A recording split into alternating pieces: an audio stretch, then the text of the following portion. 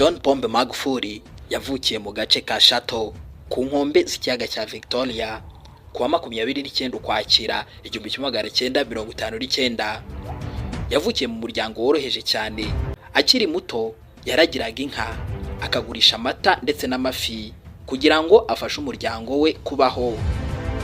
Iyo ntangiriro y'ubuzima bushingiye ku kazi gakomeye niyo yamuremyemo imbaraga zihambaye ndetse no kwihangana, yewe no kudatinya inshingano. Murakaza neza mu kiganiro cyacu ubuzima bushoboka. Benshi twibaza uko byagenze ngo bagere ku gasongero, ariko turacukumbura tukamenya neza ibanga ibyamamare tuzi byakoresheje kugira ngo bagere ku gasongero, aho twese tubareba tukibaza uko byagenze kubageraho ngaho. Ni inkuru mpamo mu rugendo rwabo, zigizwe n'ibyiza ndetse n'ibibi, ariko zikaba zararemye ubuhangange mu ngeri barimo: politike, umuziki, filme, siporo, ubucurabwenge, ubwanditsi, ubukungu ndetse n'ibindi. Uyu munsi tugiye kurebera hamwe ubuzima bushoboka bwa John Pombe Magufuli. Kubw'umugabane wa Afurika, iyi ni inkuru y'umugabo witwaga Bulldozer. Turibuze kubireba mu nkuru yose, ni amateka ushobora kwigiraho byinshi. Genda Muhire, kora subscribe kugira ngo tujye tubana hano kuri Muhire JC Official. Murakaza neza.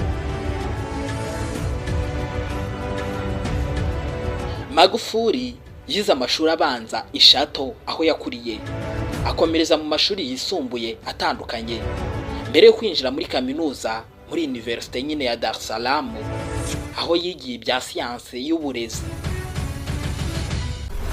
yibanda ku mibare ndetse n'ubutabire, chemistry. Uyu nguyu yaje kubona impamyabumenyi y'ikirenga PhD mu butabire. Ibi byatumye amenyekana cyane nk'umwe mu bayobozi ba Afurika bafite ubumenyi buhambaye mu bya siyanse, ikintu kidasanzwe mu buyobozi bwa politike y'Abanyafurika. Reka tuvuge gatoya ku byo gutangira politike kwa Magufuli, kuva ku kuba mwarimu kugera ku kuba minisitiri, yewe aza no kuba perezida w'igihugu cya Tanzania. Nyuma yo kuba umwarimu w'imibare ndetse n'ubutabire mu mashuri yisumbuye, Magufuli yinjiye muri politike mu 1995, atorwa nk'umudepite. Yabaye minisitiri w'imirimo, aba minisitiri w'ubutaka, aba minisitiri w'ubworozi ndetse n'uburobyi. Yamamaye cyane kubera gukurikirana imishinga minini y'imihanda ndetse no kugenzura imikoreshereze y'umutungo wa leta. Aha niho yahawe izina rya Bulldozer, bisobanura umuntu udatinya gusenya ibitagenda neza kugira ngo yubake ibishya. Reka tuvuge gatoya ku ngingo yo kuba perezida wa Tanzania. Aha ni mu mwaka w'ibihumbi 2015 kugera mu mwaka w'ibihumbi 2021. Mu mwaka w'ibihumbi 2015 yiyamamarije kuyobora Tanzania ahagarariye ishyaka rya Chama cha Mapinduzi, maze atsinda amatora. Icyo gihe yasimbuye Jakaya Kikwete. Yarahiye kuwa 5 Ugushyingo 2015 aba perezida wa 5 wa Tanzania. Ibyamuranze mu buyobozi mwese mwagiye mubyumva mu itangazamakuru, harimo nko kugabanya imikoreshereze y'umutungo wa leta, kugabanya imishahara igiye itandukanye harimo n'uwe bwite, guhagarika ibirori by'umunsi w'ubwigenge, amafaranga akayashyira mu buvuzi, guteza imbere imishinga minini y'ibikorwa remezo, imihanda, gari ya moshe, ibibuga by'indege ndetse n'ibindi, guteza imbere ubukungu. Tanzania icyo gihe yavuye mu cyiciro cy'ibihugu bikennye cyane ijya mu cyiciro cy'ibihugu bifite ubukungu buri hagati. Yabaye kandi umuyobozi wa SADC, Southern Africa Development Community. Yabaye umuyobozi wa SADC nyine hagati ya 2019 na 2020. Nubwo yashimiwe cyane ku rugamba rwo kurwanya ruswa ndetse no guteza imbere ubukungu bwa Tanzania, ubuyobozi bwe bwavuzweho byinshi, harimo nko gukumira ibikorwa by'abatavuga rumwe na leta, kugabanya ubwisanzure bw'itangazamakuru, gufata ibyemezo bikomeye cyane bikakaye ku burenganzira bwa bamwe mu baturage, yanavuzwe cyane muri COVID-19. Mu gihe cya COVID-19 Magufuli ntiyemeraga cyane byuzuye uburyo mpuzamahanga bwo kuyirwanya.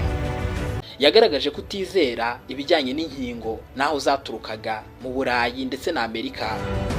Ahitamo gushishikariza abaturage be amasengesho ndetse n'uburyo bwa gakondo. Ibi byateje impaka n'impagarara zikomeye cyane ku rwego mpuzamahanga. Reka tuvuge gatoya ku by'urupfu rwe. Ku wa 19 Werurwe 2021 John Pombe Magufuli yitabye Imana afite imyaka 61. Leta yatangaje ko yazize ikibazo cy'umutima. Icyo gihe yasimbuwe na Vice Perezida we Samia Suluhu Hassan, wabaye umugore wa mbere uyoboye Tanzania. Ntabwo twasoza iki kiganiro kivuga ku mateka ya John Pombe Magufuli tutarebeye hamwe isomo ry'ubuzima bwe. John Pombe Magufuli asigira Afurika isomo rikomeye. Umuntu ashobora kuva mu buzima busanzwe cyane akagera ku rwego rwo hejuru. Kurwanya ruswa ndetse no gukoresha neza umutungo wa leta birashoboka iyo umuyobozi abishaka. Ariko kandi ubuyobozi busaba guhuza iterambere ry'ubukungu n'iry'ubwisanzure bw'abaturage. Mu mateka ya Afurika azahora yibukwa nk'umuyobozi w'imbaraga nyinshi, wubatse byinshi ariko wanavuzweho impaka nyinshi. Nanga nsoreje iki kiganiro ubuzima bushoboka. Twavugaga kuri John Pombe Magufuli. Niba wagikunze kora like, kora subscribe kandi kugira ngo tujye tubana naho ubutaha. Ciao ciao.